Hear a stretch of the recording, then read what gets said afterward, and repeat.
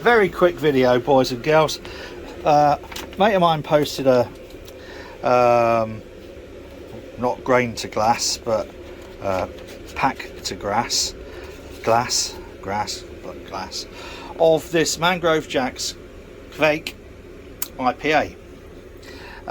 So I thought I'd do one because I think it'll be ready in about a week and a bit, so it'll be great to do with patience because it's quick to make, quick to finish, and then obviously drinkies. So I've star sand fermented her, and one of the things that Rick posted was whenever he opens one of these he gets trouble. Now the secret to opening one of these packs, they're double lined packs, so there's like 2 chambers. If you very gently just run a razor blade along, you can feel in there, you can feel where the hops are, and then just gently run a razor blade through there, you will not break the part that has, shut up, just draining it, that has the malt in. Now that's important because you want to remove the yeast, because what I'm going to do is then soak this in a bucket of boiling, well, bloody hot anyway, water. I'm also going to use a pack of this liquid malt extract, LME, again Mangrove Jacks, and I'm going to soak that similarly in a bucket of very hot water. So these are now soaking in another little fermenter with some hot water in there, which I won't put my hands in this time again. What else do you get in a pack? You get obviously the destructions. You get some hops to bung in to dry hop it at the end of fermentation, and I know Rick mentioned he'd got 2 packets of the Kveik yeast. He only used one, so I'm only going to use one, which means I'll have a spare to go along with the other, I don't know, half a dozen packets of it I've got, because I over-ordered it because I want to try this one. The only other time I've tried the Kveik yeast was with the Hornindal. That started off brilliant, filled the entire gaff here with beautiful floral fruity smells, and then went bad night to tip the whole lot down the drain. So when that's been soaking in there for about 20 minutes, we're going to chuck it in there along with some Tesco's cheapest chips, spring water, and that is everything added. Now I just wanted to show you, these are the pouches, and the thing about these kits is they're really difficult to clean all the malt out of the pouches, and I'll show you I know I've done this before, haven't I? But inside is the 2 pockets. So in that pocket there is where you get all your hops and instructions and yeast. You don't want to be bunging this in boiling water because it'll kill the yeast. So take that out first, and then in this bit is where the actual malt lives, and I've rinsed it out with boiling water several times. Lots of times I will add to get it that clean. It is a pain in the proverbial. The thing about the instructions, now I will just mention this very briefly. This mentions saison, it doesn't mention the Kveik, as it were. So it says, it doesn't actually, well, it's what it doesn't say. It doesn't say the temperature to ferment it at, because you can go up to 30 degrees. It sort of mentions that a little bit, but only in terms of the saison. So it doesn't specifically say for this particular Kveik IPA ferment it at up to 30 degrees. Now I've plonked all this in. I rinsed that out with boiling water, and in the kettle I put spring water, because straight out of the tap. Now, you know, probably only for a couple of pints, maybe 4 litres in total. Still got chlorine and chloramine in, so using the spring water into there should alleviate any potential bad taste from the chlorine or chloramine. We'll see. Next, I've got a float hydrometer in here. I shall be checking the temperature as soon as the temperature's around sort of 28-ish, because I did put quite a lot of boiling water in there to clean those out. I will sprinkle on the Kveik yeast and get it into my fermentation fridge, the temperature for which I have set for 30 degrees. I have just looked at the Mangrove Jack's website on the web, and it says this yeast is best fermented between 30 and 40 degrees centigrade, which is good. Even my little thing here won't go up to that, look. So I've set the heater on here, and I've set the Inkbird over there to 35. Sorry, that's really shit the way that... Actually, look, zoom in and it doesn't flicker so much. It's magic, boys and girls. Zoom out and it does. Anyway, look. 35 I've set this for. It's now, what's the date today? The 10th of January. It's 2:15 in the afternoon. And given the kit I've downstairs, people always say, why do you do, all the brew house I've got downstairs, why do you do kits? And it's because they're easy to do with patients. And it gives patients a break from the hospital or hospice or wherever they happen to be, if they're mobile enough to come.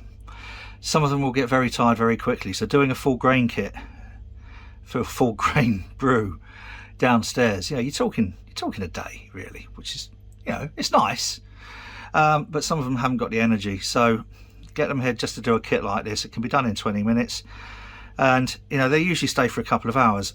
And the whole point is not necessarily about this. This isn't official, by the way. This has nothing to do with the NHS, because the NHS hate alcohol. They really hate alcohol. It's almost like kissing the devil at the moment. But it's an activity for a start, and second, it gives people time to talk. And the patients, as you know, most of the patients I work with are terminally ill, and they do need to talk. It is the number one thing that is the hardest thing as well. So doing a kit like this is perfect, and for a lot of them, they're still alive to drink it at the end, because this is using the Kveik yeast. So this should be ready in just over a week, ready to drink in just over a week, carved up in a keg. So that's why I do like kits, and I think the Mangrove Jack's pouches are probably amongst the best type of kits available at present. I like them. I do them quite a lot. They're perfect with patients. They're perfect if you've got a party coming up. I encourage people to do a little bit of homebrew. I'll even lend them the fermenter. You could do a little bit of homebrew, and you've got some beer for a party. Oh, yeah. Right, anyway, let's come back when this is fermenting. You won't believe this. It's only 7 o'clock at night, and this is going like a rocket. Oh, and smell. Oh, that's lovely. So look at that. That has got to be the fastest little flocker. High flocculation, apparently, from that yeast. So, look at that, 7 o'clock at night, going strong.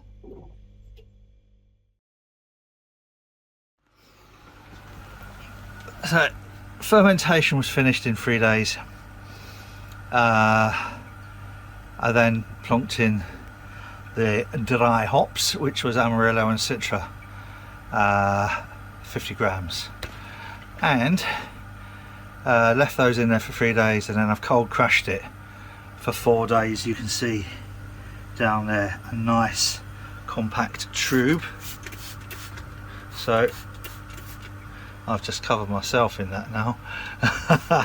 So I'm star sanning. I have here a purged Cornet keg, and I'm about to run a hose from here into here. This has been purged with CO2, so the only little bit of oxygen is likely to be in there because the hose is in here. Let's get it all connected up, shall we? Just as an added precaution, I'm throwing some more CO2 into keg. I'm going to take the dip tube out, hopefully without chucking that bottle on the floor. That's to let air in here. And ever so gently we will start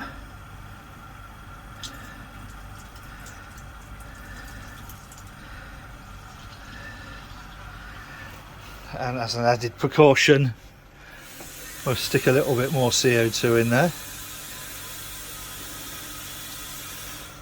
I'm expecting to get a full 19 litres.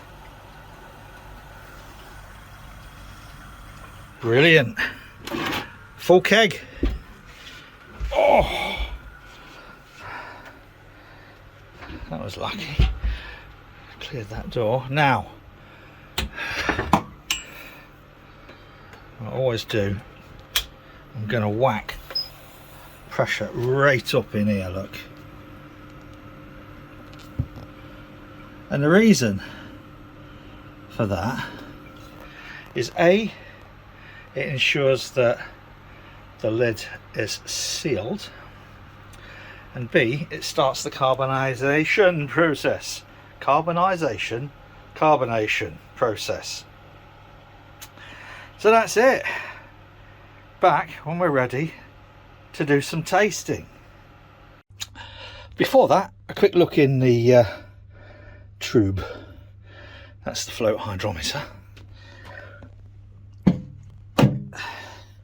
And this is the tube. This is the dry hops and the yeast cake. Yummy. And that is the Krausen ring. It didn't go off quite as mentally as I was expecting it to. It was a decent Krausen, but when Rick did his, it nearly went through the roof. I don't know whether that's because I don't know, I fermented it at 35 degrees. I don't know whether that made a huge difference, whether it would have fluffed up more at a slightly lower temperature. I think he did his at 28, 29, can't remember. But there we are. Right, that's it for now. This now gets tipped away and it all gets cleaned out. So it's been in the keg 3 days. I haven't really carbed it up. I've started to carb it up a little bit, but colour's not bad. It's not cleared at all. Really, that is still pretty cloudy by anyone's standards. And it looks darker than I was expecting. Let's give it a taste and see what we think.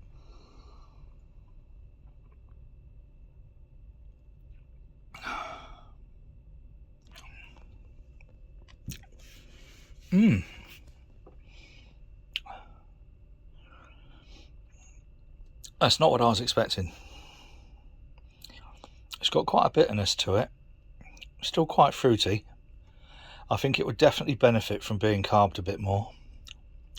It's got quite a dry finish. It's not unpleasant. I think that's all right. And the point is, it's quick, it's relatively cheap, not as cheap as all grain where you just chuck, I don't know what, tenner's worth in of everything, but it's easy. And for me, the reason I like doing the occasional kit every now and then is it's a fantastic thing to do with patients. It's a quick, it's an activity based, and it is a break from doing whatever they would normally be doing, whether they're on a ward or at home, or even in some cases kind of hospice. Not very often, but so yeah, that's the Mangrove Jack's Kveik IPA. It's all right. I hope you enjoyed this. If you have, I'll also put a link to Rick's video underneath. It's Rick Shaw who put me onto this. If you enjoy it, subscription would be lovely. Give us a thumbs up and all that sort of rubbish. Whatever you're doing, do it safely. Cheers.